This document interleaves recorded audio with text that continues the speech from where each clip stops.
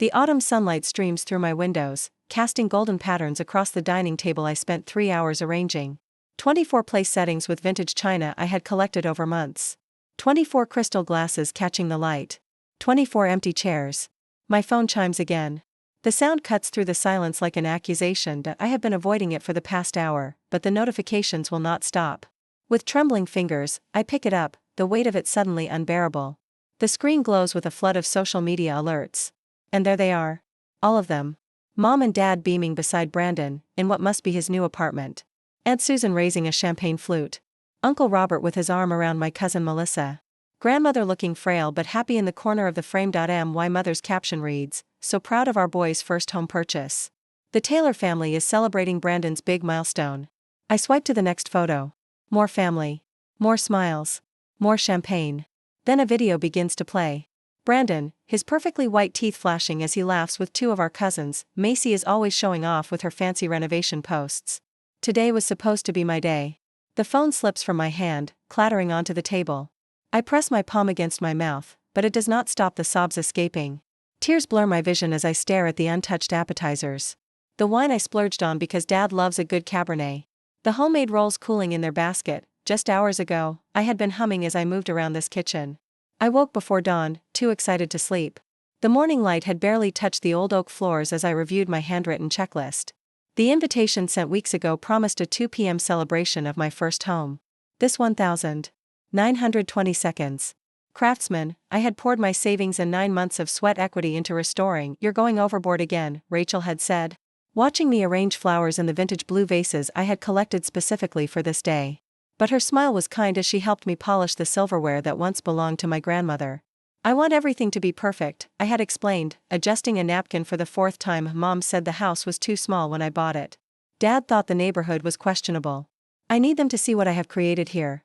Rachel had squeezed my shoulder. "They should be proud of you regardless."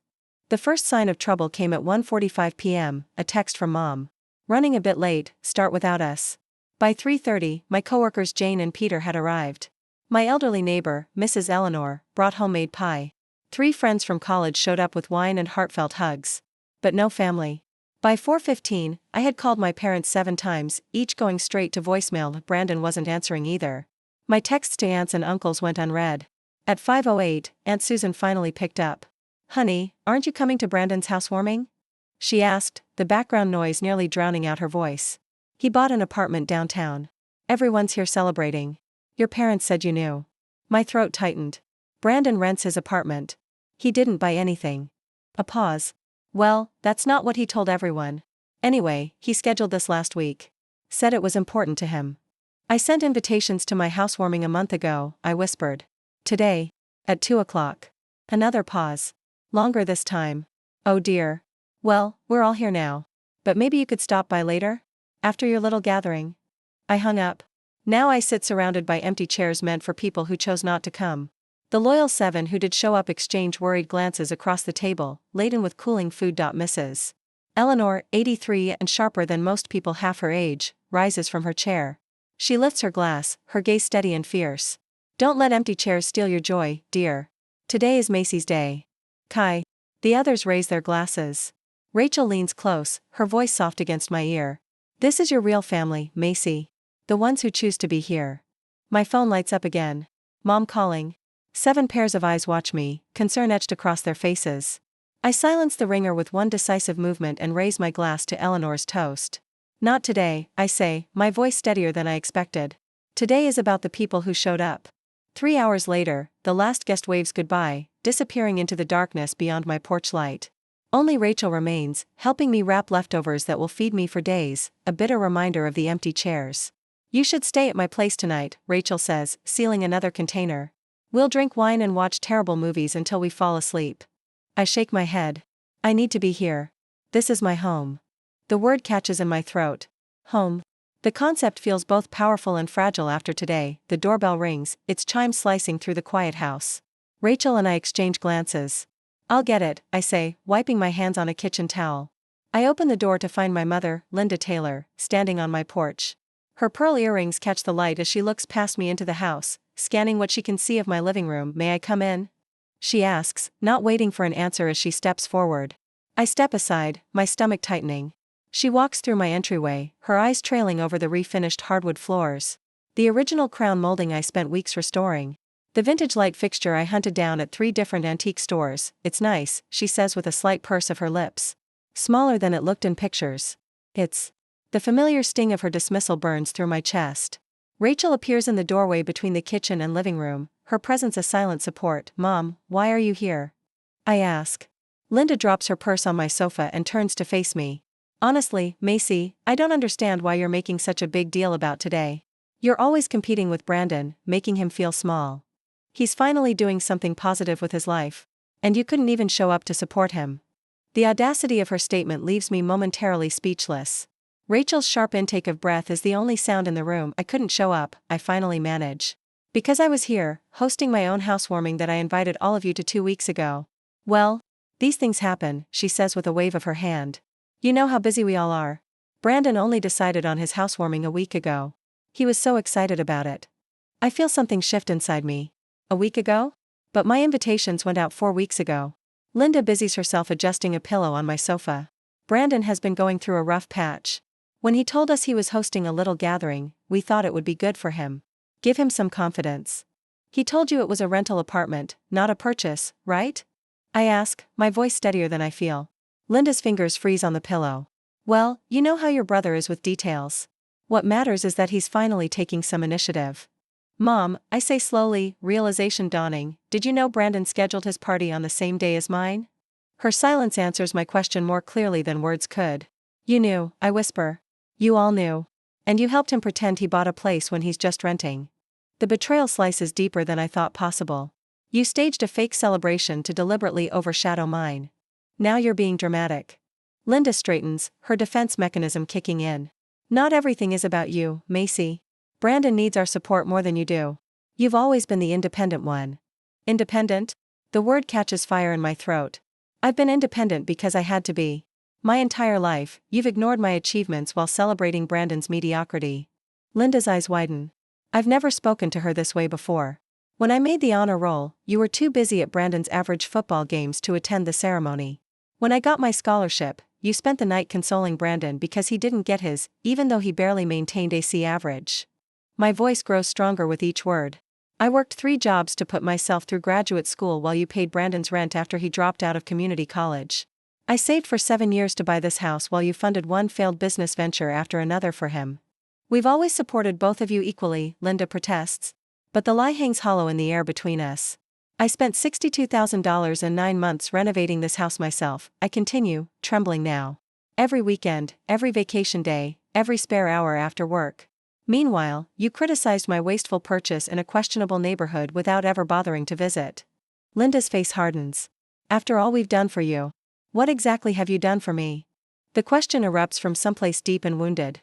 Name one thing you've done to support my dreams the way you support Brandon's. Her silence stretches between us. Rachel stands witness to a confrontation decades in the making. This house is mine, I say, walking to the front door and pulling it open wide, earned by me. Get out. Linda's mouth opens in shock. This is not how our conversations end. Usually, I apologize for upsetting her, for being difficult, for existing in a way that requires more than she's willing to give. Macy Elizabeth Taylor, you do not speak to your mother that way. I just did, I reply, my voice calm despite the storm inside me. Please leave. She gathers her purse, her shoulders stiff with indignation. Your father will hear about this. I'm sure he will. As the door closes behind her, I lean against it, feeling both hollow and somehow fuller than before. Rachel approaches quietly, wrapping her arms around me. I'm proud of you, she whispers. Morning sunlight streams through my kitchen windows when the doorbell rings again. I've barely slept, replaying last night's confrontation in endless loops. When I open the door, my father, Charles Taylor, stands on the porch alone, his tall frame slightly stooped, his expression uncharacteristically uncertain. May I come in? He asks softly. I step aside wordlessly. Unlike my mother, he pauses in the entryway, taking in the details of my home with genuine attention. Could I see it? He asks. The house, all of it. I lead him through each room, the kitchen with its restored original cabinets. The living room with built-in bookshelves I sanded by hand. The office where I work remotely 2 days a week. The guest bedroom that Rachel helped me paint a soft sage green. In my backyard, he stops by the vegetable garden beds I built last month. You did all this yourself? He asks. Most of it, I answer. Friends helped with the bigger projects. He nods slowly. It's beautiful, Macy. You've created something special here. The compliment, the first genuine one I can remember from him, lands awkwardly between us. Brandon told everyone he bought the place, he says suddenly. We knew it wasn't true. The confirmation of their deliberate deception still stings, even though I already knew. Your mother is very upset, he continues. I recognize the familiar pattern, the attempt to re-establish control through guilt. Perhaps if you apologized, we could put this behind us. I won't apologize for telling the truth, I reply, or for expecting basic respect. His expression hardened slightly. You know, Macy, we're not getting any younger, and our estate, I don't need your money, I interrupt. I never did. Something shifts in his face, anger, perhaps, at losing the leverage he thought he had. But in that flash of emotion, I see something else, the pattern that has defined my entire life. You gave Brandon 3 business loans, I say quietly. The sports equipment shop that closed in 6 months. The food truck he sold after 3 weeks. The investment scheme that was actually a pyramid scheme. He has potential, my father replies automatically. He just needs support to find his way. And what about me? Did I ever have potential worth supporting? His silence speaks volumes. A car pulls into my driveway. Rachel emerges with an older woman I recognize as her friend, Dr. Elaine Foster. Behind them, Mrs. Eleanor parks her ancient Buick, stepping out with a covered dish in her hands. My phone chimes with messages from coworkers who attended yesterday, sending photos and supportive texts. I should go, my father says, watching the arrivals with a frown. Your mother expects you to call and apologize. The family has been through enough drama. You can't threaten me with family estrangement when that's already my reality, I reply, walking him to the door. He pauses on the threshold. This isn't how family treats each other, Macy. I know, I say quietly. That's the problem.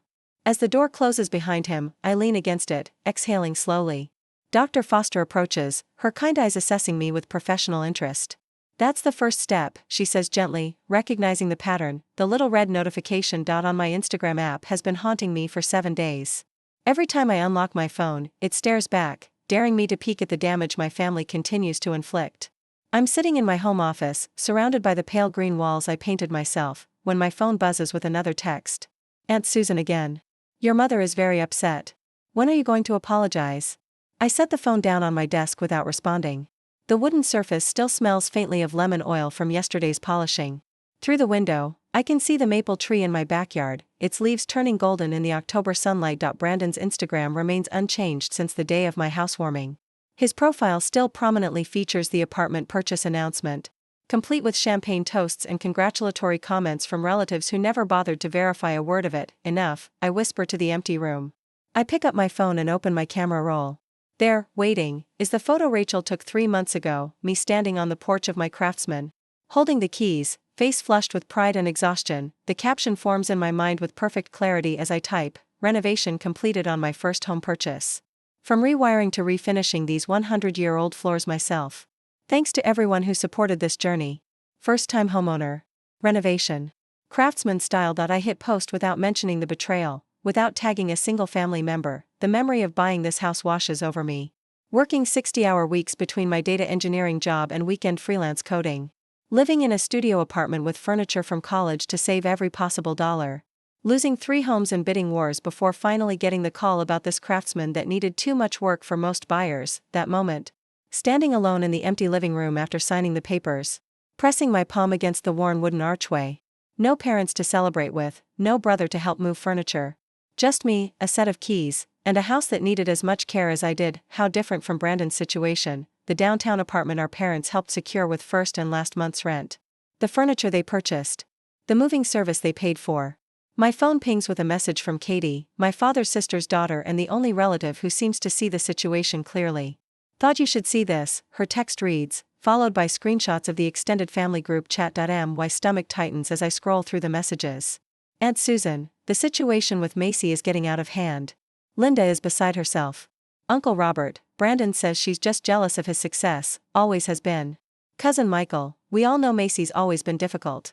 Remember the fit she threw at Thanksgiving when she was 16? The fit they're referring to was my reaction when everyone forgot I'd been accepted to MIT with a partial scholarship. They'd spent the entire dinner discussing Brandon's C+ average in high school math. More screenshots follow, revealing the family mythology I've been battling my entire life. Macy, the troublemaker. Macy, the overly sensitive. Macy, who needs to try harder to get along.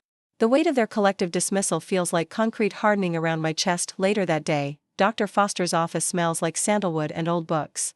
The leather chair creaks slightly as I shift my weight, recounting the family chat messages. The golden child versus scapegoat dynamic is textbook in your family structure, she says. Her voice is gentle, but matter of fact. Brandon has been positioned as the one who can do no wrong, while you're assigned the role of the one who can never do enough. I've suspected this for years, I admit. But seeing it spelled out in that group chat, it's like they're living in an alternate reality. Dr. Foster leans forward slightly. What would your life look like if you stopped seeking their approval? The question hangs in the air between us. For a moment, I can't breathe. I'd be alone, I whisper finally. Cut off completely. Are you sure? She gestures toward the window. From what you've told me, you have Rachel, your colleagues, your neighbor, Mrs. Eleanor, people who choose to see you clearly. I consider this. But they're not family. Aren't they? Dr. Foster asks, her eyes kind. What makes someone family, Macy? The question follows me home, echoing as I pull into my driveway. Rachel's car is already parked out front, along with 3 others I recognize, coworkers from the office, paint cans and rollers visible through their car windows. Surprise! Rachel calls from the porch, gesturing to the group behind her. Painting party for the guest bathroom. We brought pizza and wine too. Inside, Mrs. Eleanor is already there, arranging flowers in a vase on my dining table. I brought cuttings from my garden, she explains, and I want to show you how to prune those rose bushes out front before winter. My grandmother taught me, and someone should know these old techniques. Over the next 2 weekends, the house fills with more than paint fumes and sawdust. Laughter echoes through rooms that once felt hollow with expectation. My coworkers, Jane and Peter, become regular dinner guests. Mrs. Eleanor teaches me her grandmother's secrets for growing the perfect tomatoes next spring. The doorbell rings on a Wednesday evening as I'm cooking dinner. Through the frosted glass, I recognize Brandon's silhouette. Immediately, the confident stance, one hand casually in his pocket. When I open the door, his smile is as practiced as ever. Hey, sis, he says, leaning against the doorframe like we're in a television sitcom. Place looks good. I don't invite him in immediately. What brings you here, Brandon? He has the decency to look slightly uncomfortable. Things got a bit out of hand with the apartment situation. Mom and Dad might have overreacted. It's not an apology. Not really. I step aside and let him enter, watching as he assesses the house with new eyes. Listen, he says, circling back to his actual purpose within minutes. I've got this investment opportunity. Real estate development downtown. Small buy-in, big potential. I thought of you since you're into property now. The familiar pattern unfolds like a worn map. Brandon needs money. Brandon comes to Macy. Brandon expects Macy to provide. How much? I ask, more curious than anything. Just $15,000 to start. I'd pay you back once it takes off. Like the business loans from our parents that were never repaid. Like the temporary stay in his first apartment that they ended up financing for 2 years. I look at my brother, really look at him, perhaps for the first time. The charming smile that doesn't reach his eyes. The expectation of compliance so deeply ingrained he doesn't even consider I might refuse. You've never seen me clearly, I say quietly, and I finally see you. His face hardens slightly. What's that supposed to mean? It means no, Brandon. I won't be investing in your project. After he leaves, I make a decision that surprises even me. I call my mother and agree to Sunday dinner at their house. But first, I meet with Dr. Foster to prepare. Remember, she says during our session, they'll try to pull you back into old patterns. You don't have to respond the way you always have. Rachel will be waiting nearby, I tell her, just in case. Good. What boundaries are you establishing before you go? I count them off on my fingers. I'll leave if they belittle my house or my choices. I won't discuss lending money to Brandon. I won't stay longer than 90 minutes. Dr. Foster nods. And what's your purpose in going? To see if honesty is possible, I reply. To see if there's anything worth salvaging. Sunday arrives cold and clear. I park in front of my parents' suburban home, its perfect lawn and matching porch furniture a stark contrast to my eclectic Craftsman. Taking a deep breath, I walk to the door. The silence when I enter the dining room is deafening. Brandon attempts a joke that falls flat. My father clears his throat repeatedly. My mother busies herself with serving dishes, avoiding eye contact. Thank you for coming, Macy, my father finally says. I take my seat at the table. I'm here to see if honesty is possible. The words land like stones in still water. No one seems to know how to respond to direct communication. We make it through most of dinner with strained small talk about weather and neighbors. My mother asks about my job but interrupts before I can fully answer. My father inquires about the house but winces when I mention the new water heater I installed myself. The tension breaks when my mother sets down her fork with a sharp click against fine china. I don't understand why you had to buy such an expensive house, she says. All that money when you could have had something more reasonable, like Brandon did. The lie hangs in the air between us. I stand up slowly, placing my napkin carefully beside my half-eaten meal. I didn't come for more lies, I say, my voice steadier than I expected. Macy, please, my father pleads, also rising. Family should forgive each other. I look at him directly, then at my mother, then at Brandon, who won't meet my eyes. Family should be worth forgiving first. The door closes behind me with quiet finality as I step into the cool evening air. Breathing deeply for what feels like the first time in years, the morning sunshine spills across my kitchen counter as I arrange fresh-cut dahlias in the blue ceramic vase Eleanor gifted me. Through the window, I can see my garden coming alive, 3 months of determined work, transforming what was once barren dirt into something beautiful. The roses climb their trellis with quiet determination. Mirroring my own journey, these Sunday dinners are becoming quite the tradition. Eleanor calls from my porch, where she's setting out her famous apple cobbler. At 83, she moves with surprising agility, refusing any help. Best day of my week, I answer, meaning it. The house feels different now, fully mine in a way it wasn't before. The dining room table that once displayed my family's absence now regularly hosts laughter. Rachel brings board games. Peter from work brings his guitar. My colleague Samantha brings her daughter, who chases fireflies in the garden at dusk. I've grown comfortable with the rhythm of limited family contact. Dad calls occasionally, awkward but trying. Mom sends formal texts about neighborhood events I never attend. Brandon sends nothing, which is its own kind of peace, until today. My phone vibrates against the countertop. Rachel glances over from where she's chopping vegetables. Your face just did that thing, she says. I turn my phone toward her. On the screen, Brandon's social media announcement glows. She said yes. Jennifer made me the happiest man alive. Engaged. Finally found the one. The photograph shows him beaming beside a pretty blonde woman, her left hand prominently displayed with what appears to be a diamond large enough to require its own zip code. Wow, Rachel says. Didn't they just start dating last month? 5 weeks, I confirm, scrolling to read the comments. Relatives I haven't heard from in months have already liked and commented, my parents leading the congratulatory parade. My phone rings. Mom's name flashes on the screen. Macy. Her voice is unnaturally bright when I answer. Have you seen Brandon's wonderful news? We're just thrilled. Jennifer is absolutely perfect for him. I press my fingertips against my temple. Congratulations. We're planning an engagement party in 3 weeks. The whole family will be there. She pauses meaningfully. This is important, Macy. Family obligations come first, especially for something this significant. The familiar pressure builds in my chest, the weight of expectations wrapped in guilt. I'll think about it, I say, instead of my usual automatic agreement. Think about it? Her voice rises. This is your brother's engagement. After everything we've done for you, I need to go. Mom. Sunday dinner guests arriving. I end the call before she can respond. My hands surprisingly steady. Within the hour, my phone fills with messages from aunts, uncles, and cousins, all variations on the same theme. Family comes together for important moments. Your brother would be there for you. Time to put differences aside. The most telling comes from Aunt Susan. Your mother mentioned you might help with wedding expenses since Brandon is between opportunities again. Rachel reads over my shoulder and makes a sound between a laugh and a snort. Of course, the golden child needs another bailout. Dr. Foster's guidance from our last session echoes in my mind. You don't need to respond to every crisis. Selective engagement protects your peace. I craft one careful message and send it to Brandon. Congratulations on your engagement. I wish you both happiness. Nothing more, nothing less. The others receive variations of, thank you for letting me know. I'll consider my schedule when the invitation arrives. Look at you, setting boundaries like a champion, Rachel says, squeezing my shoulder. Dr. Foster would be proud. I agree, I reply, surprised by the lightness in my chest where dread usually lives. Sunday dinner unfolds with the comfortable familiarity of the chosen family.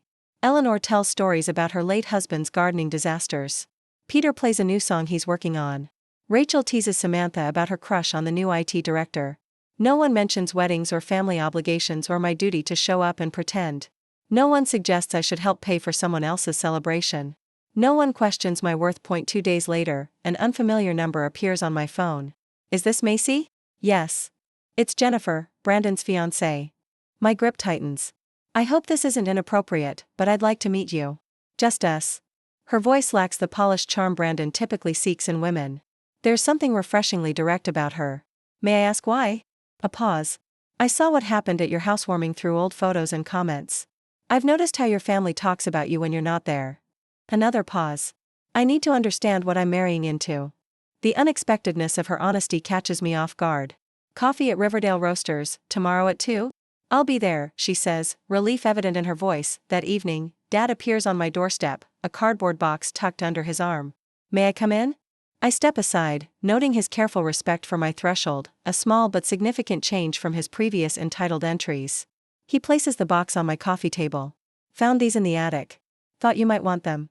Inside are family photographs I've never seen, me at 5, proudly holding a science fair ribbon. Me at 12, sitting in Grandpa's workshop learning to sand wood. Me at 16, beaming in front of the used car I bought with my own savings. I took these, Dad says quietly. Your mother thought it was silly to waste film on everyday moments. My throat tightens as I lift a photo of myself in a graduation cap and gown, face alight with achievement. Dad stands beside me, a rare smile on his face. We failed you, he says simply. I failed you. The words I've waited decades to hear land with surprising weight, not satisfaction, not triumph, just a complicated ache. Brandon told everyone the engagement ring is paid for, he continues, staring at his hands. It's not. He used Jennifer's credit card with promises to pay her back. I wait, letting him sit with his complicity. Your mother wants me to convince you to attend the engagement party, to bring a generous gift. He meets my eyes directly. She doesn't understand that things have changed. Outside in my garden, Eleanor's wind chimes signal a shifting breeze. Some things have changed, I agree. Some haven't. Dad nods, understanding the boundary. He stands to leave, pausing at the door. The house looks beautiful, Macy. You've built something real here. 2 hours later, Mom arrives unannounced, barging in with familiar entitlement. This ridiculous distance has gone on long enough, she announces. You will attend Brandon's engagement party and behave like family, or you won't be family. It's that simple. The threat that once would have devastated me now feels strangely powerless. That's not a choice you get to make anymore, I tell her, my voice calm, her face reddens. After everything, I'll decide about the party on my own terms. You can show yourself out. The following afternoon, Jennifer and I sit in the corner of Riverdale Roasters. She's nothing like Brandon's usual girlfriends, no artificial polish, no calculated charm. My parents divorced when I was 12, she explains, stirring her coffee. My father was like Brandon in many ways, charming, always the victim, never responsible. My mother enabled him until she couldn't anymore. Understanding passes between us. Are you sure about marrying him? I ask. Her smile is sad. No. But I need to see this clearly before I decide. I consider my response carefully. I'll come to the engagement party, I tell her. Not for them. For me, and for you. Later, in my garden, Eleanor helps me deadhead roses as the setting sun casts long shadows. Will going back into that environment hurt you? She asks, her weathered hands gentle with the blooms. I consider the question. Perhaps. But I'm not the same person they think I am. Eleanor nods, wisdom in her eyes. Family isn't who you're born to. It's who sees you truly. I look at my house, windows glowing with warm light, the garden taking root, strength visible in every repair and renovation I've completed with my own hands. This house taught me what family should be, I say, realizing the truth of it as the words leave my lips. People who show up. People who stay. People who see you even when it's not convenient or comfortable. The evening breeze carries the scent of roses and freshly turned soil. Growth and boundaries intertwined. On the engagement day. The cream-colored walls of the Westbrook Country Club blur past as Rachel and I walk through the entrance. The weight of my decision to attend Brandon's engagement party sits heavy on my shoulders, but my spine remains straight, my chin lifted. You look stunning, Rachel whispers, squeezing my hand. Simple elegance beats showing off any day. I chose a forest green dress that schemes my figure without drawing attention. No statement jewelry, no elaborate hairstyle. Just me, unadorned and unapologetic. The murmuring stops as we enter the main reception area. Relatives freeze mid-conversation, drinks hovering near lips. Some nod awkwardly, others look away. I spot Aunt Susan whispering behind her hand to Uncle Robert, their eyes darting in my direction. Brandon stands near the gift table, his smile faltering as he notices me. He clearly expected an empty chair with my name on it, another opportunity to paint me as the difficult one. Jennifer waves from across the room, relief washing over her face. My parents approach with practiced smiles that don't reach their eyes. Mom's relief quickly morphs into something sharper, more calculating. Dad shifts his weight from one foot to the other, his standard response to impending conflict. You came, Mom says, her voice pitched for the benefit of nearby relatives. How thoughtful. Wouldn't miss it, I reply, keeping my voice light. The weight of unsaid words hangs between us.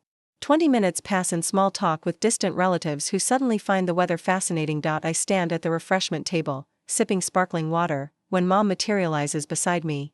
Listen carefully, she hisses, her face arranged in a pleasant smile for onlookers. Don't mention your house tonight. This is Brandon's moment. The old pattern tries to reassert itself. Linda dictates.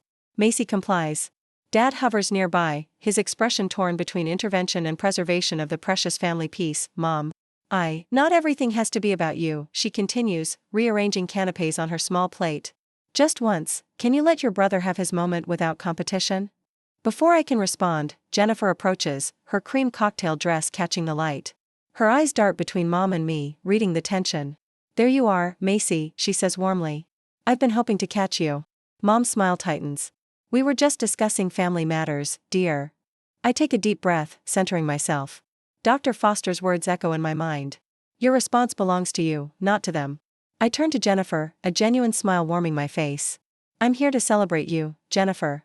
Nothing else matters tonight. The simple truth hangs in the air. Mom's fingers tighten around her glass, her manipulation attempt thwarted. Jennifer links her arm through mine, pulling me gently away. Thank you for coming, she whispers. It means more than you know. The evening progresses, a careful dance of social niceties. Then comes the moment Brandon rises for his toast, champagne flute in hand. Jennifer and I are so grateful to see everyone here tonight, he begins, his charm on full display. As you know, this year has been full of milestones for us. My new home purchase. This engagement. Jennifer's smile falters. Her eyes find mine across the table. The relatives who believed his apartment purchase stories shift uncomfortably in their seats. Aunt Susan studies her plate with sudden interest. I sit still, sipping my water, refusing to correct or engage. The light collapses under its own weight as Jennifer's confusion becomes visible to everyone watching. After the toast, Jennifer pulls Brandon aside. Their heated whispers carry across the room. Brandon's gestures grow increasingly desperate as he glances toward our parents. Mom straightens the centerpiece with fierce concentration. Dad examines his watch as if time itself might rescue him. Later, I step onto the terrace for fresh air. The spring evening wraps around me, cool and clean. There you are. Jennifer appears beside me, her eyes red-rimmed but clear. Are you okay? I ask. She shakes her head. I had no idea how deep this goes. The apartment, the job promotion he never got, the savings that don't exist. Her voice breaks. Your parents know, don't they? They've always known. Yes, I answer simply. They've always known. How do you handle it? This family? I consider her question, watching the stars appear in the darkening sky. I'm still learning. But choosing the truth helps, even when it hurts. The terrace door bangs open. Brandon storms toward us, face flushed. What are you doing? He demands. You're turning her against me.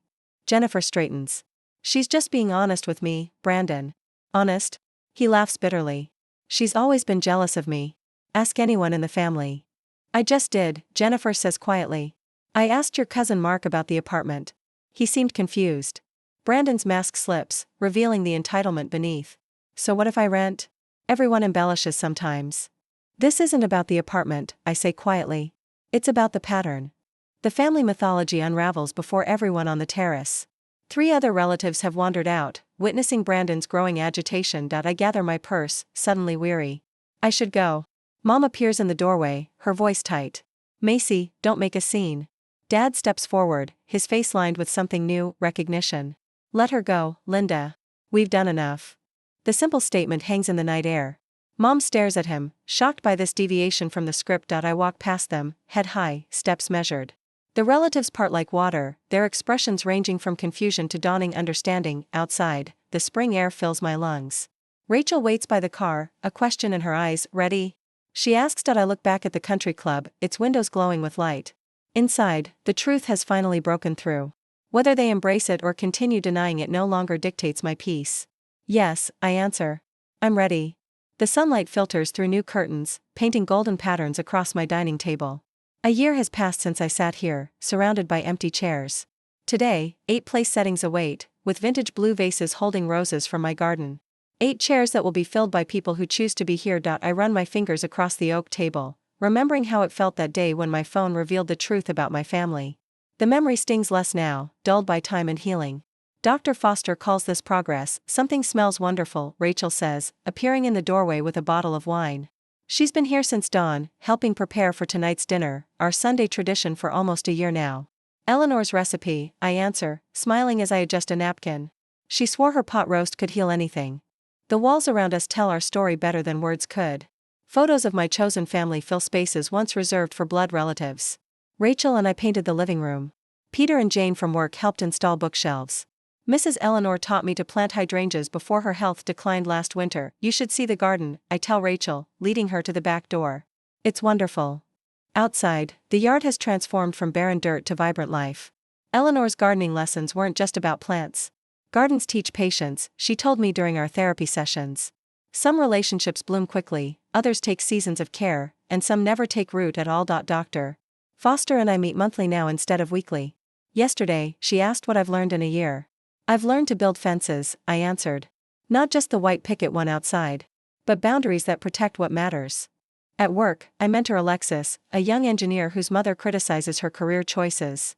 Yesterday, she texted, "Your advice changed everything." I told Mom no to the family reunion. First boundary ever, the doorbell chimes, pulling me back to the present. Rachel squeezes my shoulder before I answer it. My father, Charles, stands on the porch holding a potted plant, uncertainty etched across his face. Our monthly coffee meetings have been awkward but honest steps toward something new. I thought your garden might have room for this, he says, offering a small lilac bush. Your grandmother had one at our first house. I accept it with a genuine smile. It's perfect for the corner bed. Inside, Charles takes in the transformed space, the home my mother still refuses to visit. She remains locked in her narrative where Brandon deserves endless chances, and I remain ungrateful. Brandon blames Jennifer for leaving him after the engagement party truth came out. Last I heard, he moved back home, still spinning stories about opportunities just around the corner. The doorbell rings again. More chairs fill as my chosen family arrives. Laughter echoes through rooms once filled with silence. Charles watches from the periphery, his presence both foreign and familiar. When everyone is seated, Mrs. Eleanor's empty chair, an honored absence among us, draws our eyes. Jane raises her glass. To the house that truth built, she says, echoing Eleanor's words from her final visit. Later, as twilight softens the edges of the day, Charles finds me on the porch. You built something beautiful here, he says quietly. In this house and in your life. I hear what remains unspoken: regret, admiration. The complex tangle of a relationship that may never fully heal but might still grow into something true. Inside, more friends arrive for dessert. My home glows with warmth visible from the street, so different from that empty house of a year ago. I welcome new guests at the door, catching glimpses of the family I've created. The realization settles in my chest like a deep breath. True family sees you clearly and chooses to stay. As night falls, I look back at my home filled with conversation and connection. Sometimes you set a table for 24, but only 8 show up. And those 8 become everything.